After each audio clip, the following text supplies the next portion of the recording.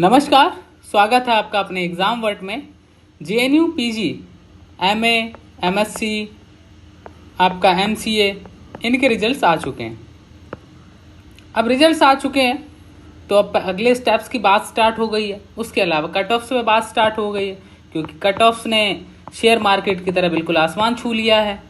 सो क्या चेंजेस आए हैं, क्या सेकंड कट ऑफ का आपको वेट करना चाहिए, नहीं करना चाहिए, लास्ट ईयर्स के ट्रेंड क्या रहे हैं, उनकी मैं आपके साथ बात कर लेता हूँ। फिर भी अगर किसी का डाउट रहेगा तो हमारे टेलीग्राम ग्रुप ज्वाइन कर लीजिए, व्हाट्सएप ग्रुप ज्वाइन कर लीजिए, जहाँ पे हम आपके डाउट्स को हेल्प कर देते हैं।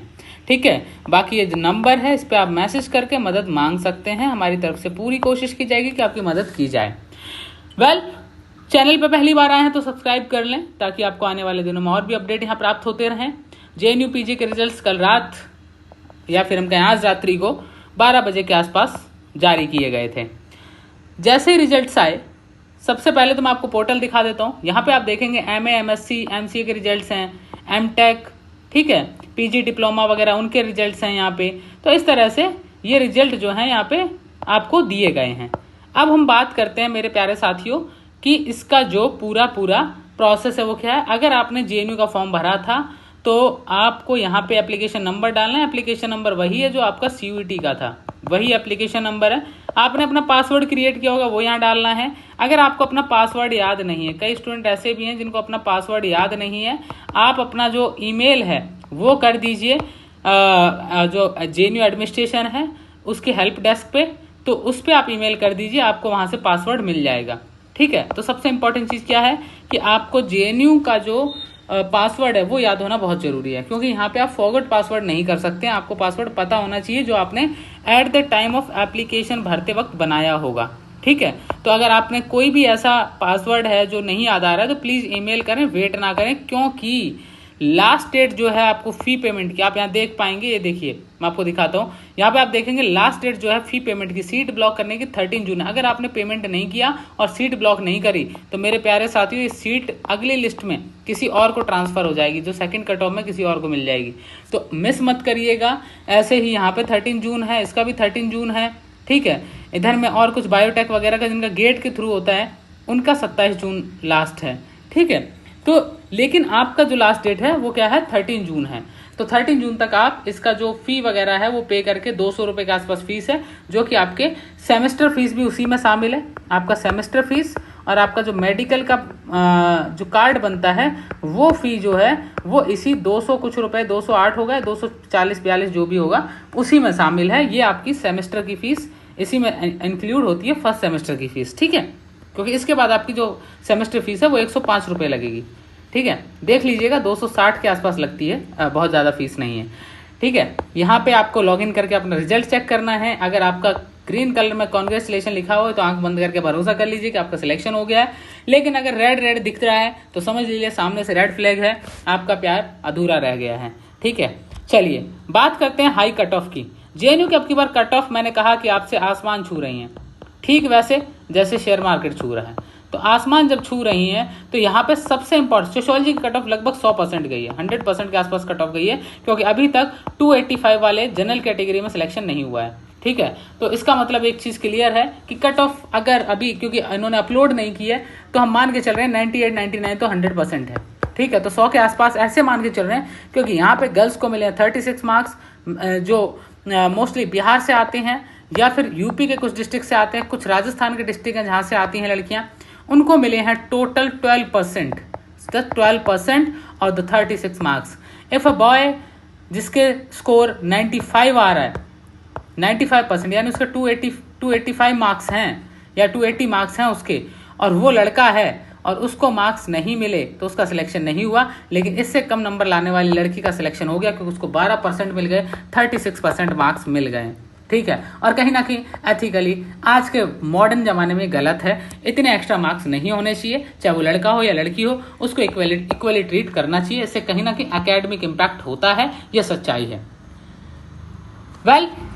मैं उस पर ज़्यादा अभी बात नहीं करूँगा, लेकिन उस पर बात जरूर करूँगा मैं, क्योंकि जेएनयू में कोई भी छात्र संघ इस पर बात नहीं करता है। लगभग 50 साल पहले जब जेएनयू के नए रूल रेगुलेशन बनाए गए थे, उस समय बिहार के आई थिंक वहाँ पे 36 या 38 डिस्ट्रिक्ट हैं, आई एम नॉट श्योर। उनमें से सिर्फ 2 डिस्ट्रिक्ट हैं, मुंगेर और पटना। वो 2 जिले क्वार्टाइल में नहीं आते हैं, उसके अलावा सारे जिले क्वार्टाइल में थे। उसके अलावा कुछ यूपी के भी सारे जिले नहीं है, कुछ जिले हैं मैक्सिमम, मतलब मैं कहूँ नॉर्थ इंडिया के स्टेट्स के कुछ कुछ जिले हैं। तो यहाँ सबसे इंपॉर्टेंट जो एडवांटेज मिल रहा है वो एक स्पेसिफिक स्टेट को मिल रहा है ऑनेस्टली।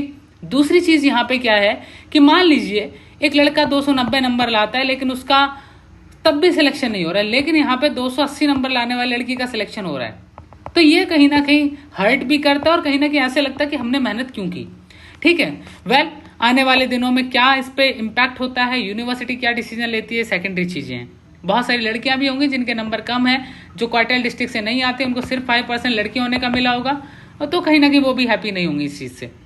अब नेक्स्ट स्टेप क्या है वो जान लीजिए। नेक्स्ट स्टेप है यहाँ पे, एक तो आपको इंपॉर्टेंट डॉक्यूमेंट्स अपलोड करने हैं। वैसे मैं आपको बता दूं, फी पेमेंट करने के बाद जो डॉक्यूमेंट अपलोड करने हैं वो आपका जस्ट फॉर्मेलिटी, आप उसमें कुछ भी अपलोड कर दो, वो एक्सेप्टेड है, उसको बस सबमिट करना है। ज़्यादा टेंशन नहीं लेना कि मेरे पास ये डॉक्यूमेंट नहीं है, 13 तक हो नहीं पाएगा तो मैं अपलोड क्या करूँ। नहीं है भाई, एक्सटेंशन डाल दे, सब में एक्सटेंशन डाल दे। मतलब एक डॉक्यूमेंट से लेकर लास्ट में 20वें डॉक्यूमेंट तक कंटिन्यू एक्सटेंशन डाल दे भाई, तू तेरा एडमिशन कैंसिल नहीं होगा। क्यों नहीं होगा? क्योंकि ये डॉक्यूमेंट यहाँ पे आपका ऑनलाइन वेरीफाई नहीं होता है, आपका होगा फिजिकल वेरिफिकेशन। और फिजिकल वेरिफिकेशन वो आपसे लिस्ट मांगेंगे कि ये डॉक्यूमेंट है, हमें दे दो। वो आपको वहाँ पे हार्ड कॉपी उनकी दिखानी पड़ती है, सॉफ्ट कॉपी नहीं चलती है, ना ही वो कंप्यूटर पर बैठ के चेक करते हैं। तो पहली चीज डॉक्यूमेंट्स में क्या, कास्ट सर्टिफिकेट। अगर आपका सिलेक्शन मान लो ओबीसी से है और आपका रैंक जनरल में दिखा रहा है और ओबीसी नहीं है, चलेगा, आपका एडमिशन जनरल में हो जाएगा, ओबीसी छूट जाएगा। लेकिन अगर आपका सिलेक्शन ओबीसी में ही दिखा रहा है तो आपको 1 अप्रैल 2024 के बाद का कास्ट सर्टिफिकेट सबमिट करना कंपलसरी है। मार्कशीट की बात करते हैं, मार्कशीट एंड माइग्रेशन सर्टिफिकेट आपको देना पड़ेगा, इलेक्ट्रिक बिल आपको देना पड़ेगा हॉस्टल के लिए, 10th का मार्कशीट आपको, डेट ऑफ बर्थ के लिए, फी पेमेंट आपको 260 रुपीज जो भी है वो करना पड़ेगा, ताकि आप आने वाले दिनों में अपना एडमिशन जो है वो ले पाएं और हॉस्टल फैसिलिटीज का फायदा उठा पाएं। वेल जेएनयू की लिस्ट आ चुकी है, कट ऑफ आ चुकी हैं, सिलेक्शंस होने वालों के हो चुके हैं, जिनके नहीं हुए हैं वो ऑफकोर्स दुखी होंगे। लेकिन एक चीज याद रखिए, जहां पे एक रास्ता बंद होता है वहां दूसरा रास्ता आशा का रास्ता होता है। आशा, जिसे इंग्लिश में हम होप कहते हैं, और होप के सहारे आप बेहतर कर सकते हैं। कुछ दिनों पहले जब यूपीएससी के रिजल्ट आए थे, मेरा एक फ्रेंड है जिसका ऑल इंडिया रैंक 40 था। इन 2021 he appeared for JNU EE. He appeared for JNU EE. 2021 में वो सिलेक्ट नहीं हुआ JNU में, पॉलिटिकल साइंस में। 2022 में भी सिलेक्ट नहीं हुआ। इन 2022 उसका जो रैंक था हरियाणा पीसीएस में, एससीएस में जो था, वो उसका था फर्स्ट। और 2022 यूपीएससी में उसको आईआरएस मिला। और उसके बाद अभी 2023 का जो रिजल्ट था उसके अंदर उसे मिलता है all India, I think 40th rank था उसका। ठीक है, तो ये जो रैंक हैं ये दिखाता है कि जीवन में जरूरी नहीं कि जो हमने चाहा है वो मिलने पे ही हम जीवन में सफल होंगे, हम उसके बिना भी सफल हो सकते हैं। हमारे पास और भी बेहतर रास्ते हैं। आप बीएचयू जाइए, आप डीयू जाइए, आप जामिया जाइए, ये भी अच्छी यूनिवर्सिटीज़ हैं। कभी कभी हर वो चीज़ नहीं मिलती जिसे हम शिद्दत से चाहते हैं, तो शिद्दत से चाही हुई चीज़ हमेशा मिले ये ज़रूरी नहीं है। मन छोटा मत करिए, दिल हल्का मत करिए, उदास मत होइए। संभावनाओं से भरा हुआ सूरज दिन आपका इंतज़ार कर रहा है।